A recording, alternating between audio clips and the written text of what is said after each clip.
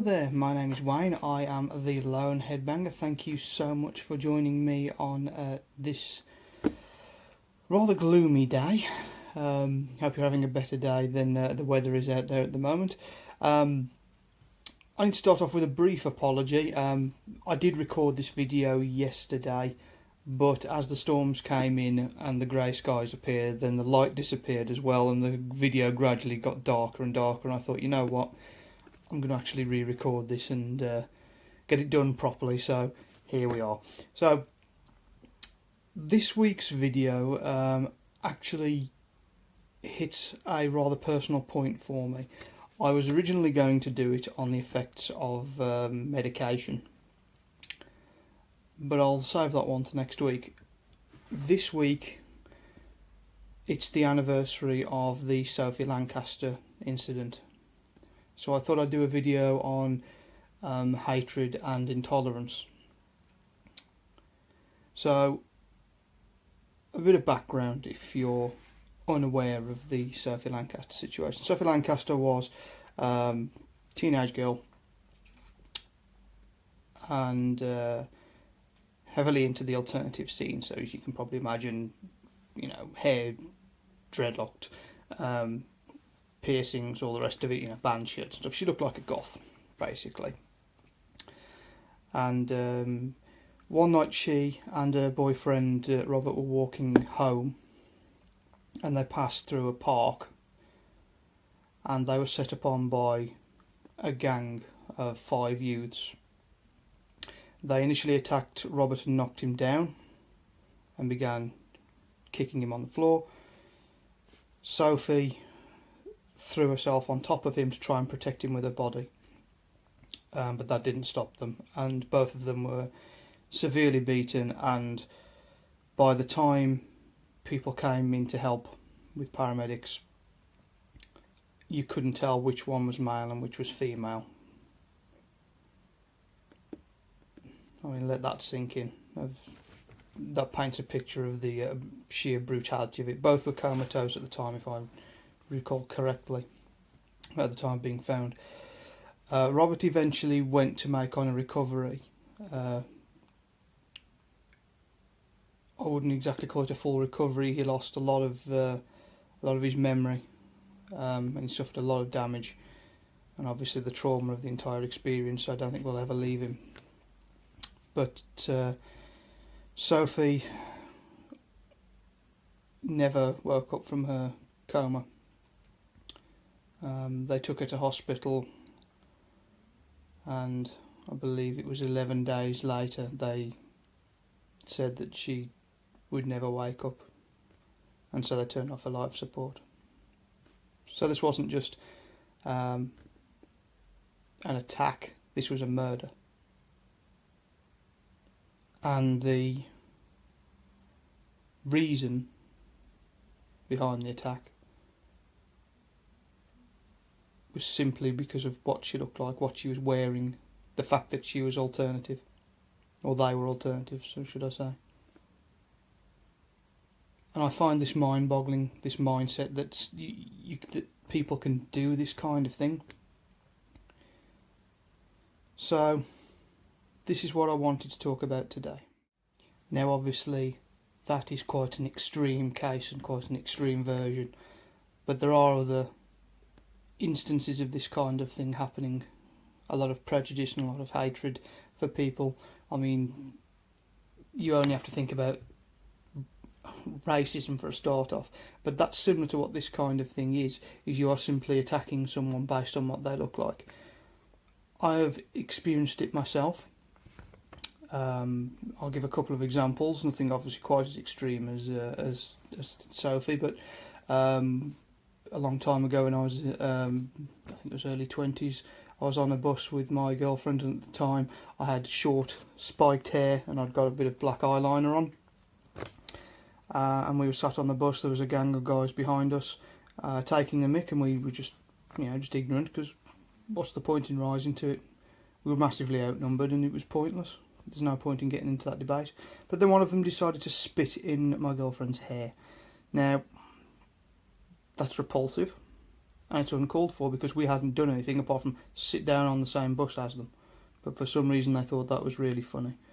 Now, again, I was massively outnumbered, so there wasn't a lot I could have done without getting my head kicked in.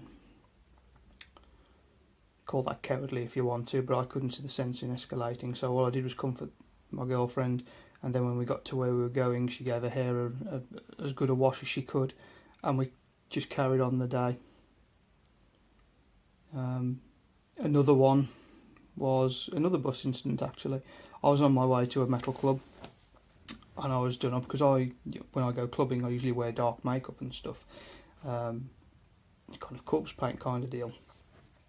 And I was sat on a bus on the way to a metal club, dressed up, and I was listening to a Dry Kill Logic album, and the song Good Night came on, which is an acoustic ballad kind of track. And this guy who staggered up to me, clearly had a couple of drinks, trying to impress his mates, staggers over and says, "Oh, what are you listening to?" I was like, "You won't have heard of them." He said, "Oh, give us a go." Took my headphones off, gave them to the guy, and he immediately stands in the middle of the bus going, "Oh yeah, this is great, this is," throwing metal horns and headbanging. And I'm like, "What are you doing? You're an idiot." And I had a quick look around at the other people on the bus, and I could see that they shared my mindset. In that case, I was the one in all the makeup and all the goth stuff, and he was the one who looked ridiculous, and people were judging him more than me. But those are just a couple of instances. There have been loads. Walking through Birmingham, I had someone yell at me saying, "Oh, Marilyn Manson's in town," and it's like,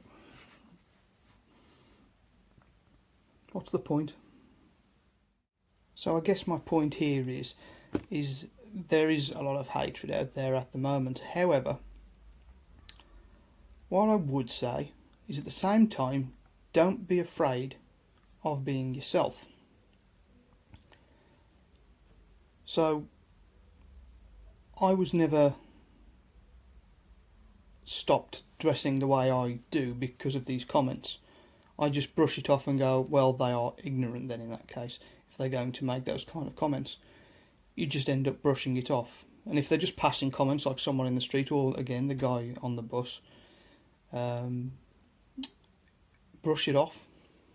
It doesn't warrant a reaction.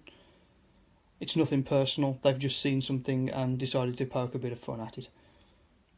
They're probably lacking something in their life somewhere, so that they've got to make themselves feel better. So in fairness, they're the one that's struggling. So if I'm really honest, I have a little bit of sympathy for them. But I know it's not nice to be singled out like that, but at the same time, look at it this way.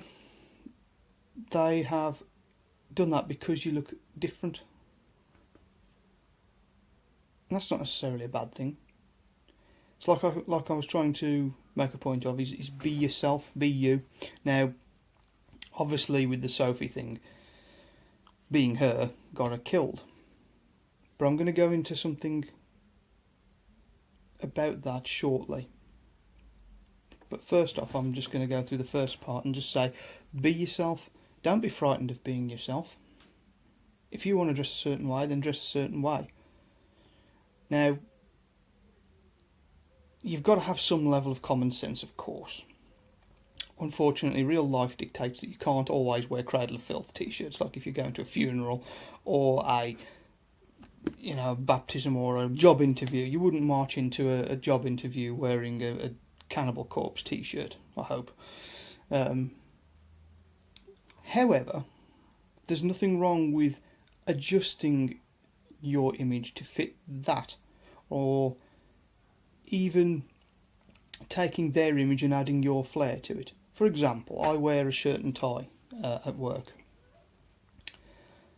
but I have recently started buying a load of black short sleeve shirts, and they have a collar on them.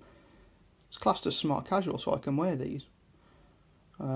Ties, pick your favourite colour, and you can just buy one and just be done with it, because that means you're still adhering to their code while adding your flair onto it.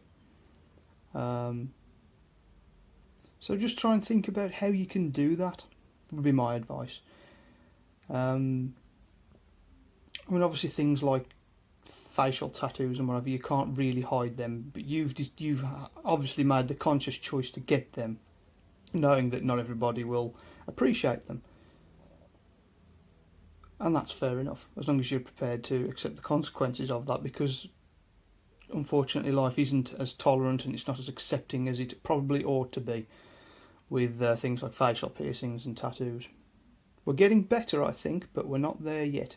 So just obviously be mindful of the fact that the world isn't quite there yet, and you may have to make some concessions. But it is about striking the balance, and I think you can find it if you're willing to compromise a little bit.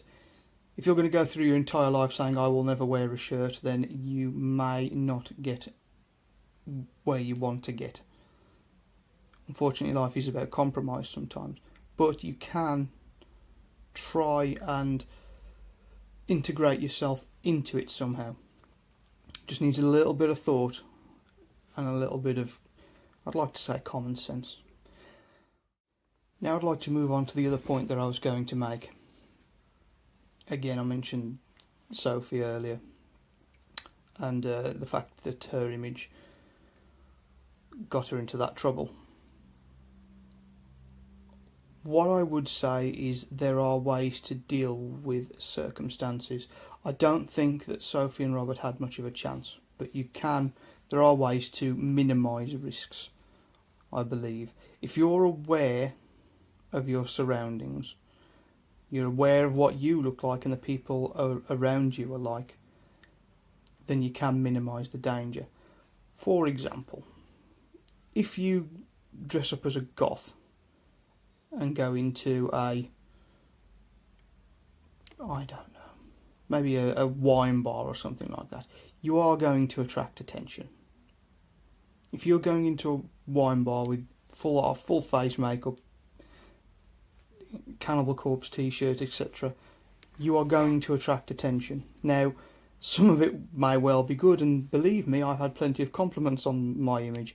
I specifically remember I was walking through Stourbridge the one day with my eyes done up, again back when I was in my early 20s, and some woman stopped me, and I stopped, and she was wanting to say how much I like your eye makeup, because I'd done some kind of patterning with it.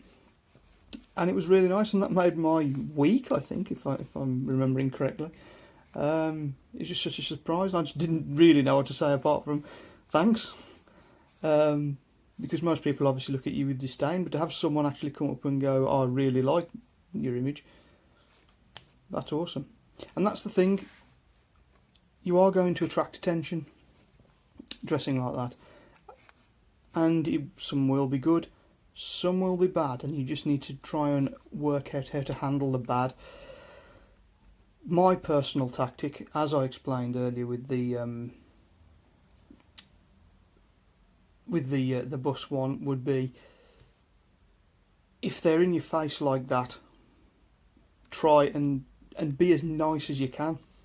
Be nice. There's no point butting up, because odds are if they're coming that close, they're probably looking for an argument or a fight, and unless you're really confident in yourself and you're not outnumbered 4-1, then you probably don't want to get into that situation. So your best bet is to try and not to antagonise. Now, if that means feigning ignorance, which I'm an expert at this point, then that's absolutely fine. And sometimes if you just ignore them, they will just stop. The amount of times I've just put my headphones on and just not paid any attention, then that's absolutely fine. Don't get me wrong, sometimes people have nudged my arm and tried to get my attention, and they've asked a stupid question like, oh, are you a gothic? I mean, you just go, well, just say, yes, I'm a goth, and put the headphones back in. And hopefully they'll leave you alone and get the point that you don't want to talk. If you genuinely feel threatened, then get to a place of safety as quickly as possible. or even into another group of people, make sure you're not on your own. If you go wandering through a park at night dressed like that and you're approached and you can see a gang in the distance, don't go barging through. Use a bit of sense, because odds are you won't get a nice reaction from them and you're just putting yourself in danger. It's not going to work all the time, especially if they see you first and come over to you. You've just got to try and analyse the situation as best you can, which I know is difficult, and you can usually tell people's intentions by the tone and the questioning. Some people are genuinely interested in why you're wearing what you're wearing. Like I had a guy randomly come up to me and ask where I got my ankle length leather coat from that I happened to be wearing. He was wearing a tracksuit and baseball cap, and I was like, well, I did expect that question from him. I didn't say that to him, but it was really random. And I told him, and we had a bit of a chat. And I was like, fair enough. But you just have to try and make it as the best decision you can in the short time that you have. But I always go for non-confrontational. Because, unfortunately, I mean, either one is dangerous. But confrontation rarely ends well, especially against a group. So what I'm trying to say is, I'm rambling a little bit here. What I'm trying to say is, be aware of what you look like. And be aware that people may not like it. So just be prepared to take steps to get out of any potentially dangerous situations. With the Sophie thing, obviously I don't know the ins and outs. Then maybe they could have found an alternative way home. Maybe they could have avoided the gang. I don't know. But at the same time, maybe they couldn't. It was just one of those things, unfortunately. That was just humans being, well, showing the worst side of humanity. So, but you can minimise the risks if you're a little bit savvy. So I'm going to close off today's video with that. I hope it's been remotely helpful, or at least insightful to some degree. I didn't really know what to say regarding the whole thing. The Sophie situation really hit hard with me, because I'd had the abuse myself, and for someone to be actually murdered because of how they looked. Apparently afterwards the group were boasting, and even when one of them was arrested, he was still laughing with his parents about it, saying they'd done the world a favour by beating up a goth. Which is mind-blowing as far as I'm concerned. But I hope I provided some kind of insight and some kind of help, and just say, as I said, the main message here is be yourself, but be aware that not everyone will appreciate that. People will, but some people won't. If you do want the full story on the Sophie Lancaster murder, there is a Wikipedia page. There is also, if I'm recalling correctly, a film about it as well. Just Google Sophie Lancaster and a load of information will come up. There is also a charity called Sophie, which is Stamp Out Prejudice, Hatred and Intolerance Everywhere. They do some good work, and they sell some cool stuff. I myself am always buying their wristbands. So give them a look, and they'll take donations, and like I said, they sell some pretty cool stuff, so always welcome to help them out. So I will leave you today, but with one point. Obviously I've talked about prejudice and hatred and what have you, based on how you look. But just be aware that it works both ways. They're judging you based on how you look, but how many times have you walked past a gang of chavs or whatever, with the baseball caps and the tracksuits? How many times have you walked past a group of them and gone, oh, scumbags or whatever? But then if you actually went over and talked to them, they'd probably be quite nice. So just be aware that, as I say, it works both ways. So I'll leave you with that. Thanks ever so much for watching. Really appreciate it. Obviously chuck the video a like, and a subscribe if you found it helpful. Any feedback is greatly appreciated. I really want to make this better. I really want to carry on doing this, but I can't do that without your help. I want to grow the channel, but I need to know what I'm doing right and what I'm doing wrong to do so. So I'm relying on you guys for that, so I need your help with that. Just drop me a comment, tell me what I'm doing right and wrong, and we'll see what we can do. If you've got anything that you want me to talk about, by all means, message me. I'm all ears. As I said, next week I plan on doing the effects of medication. So we'll see how that goes. So with that, my name's Wayne. I'm the Lone Headbanger. It's a tough and it's a hate-filled world out there, but stay strong, stay safe. I'll see you next week.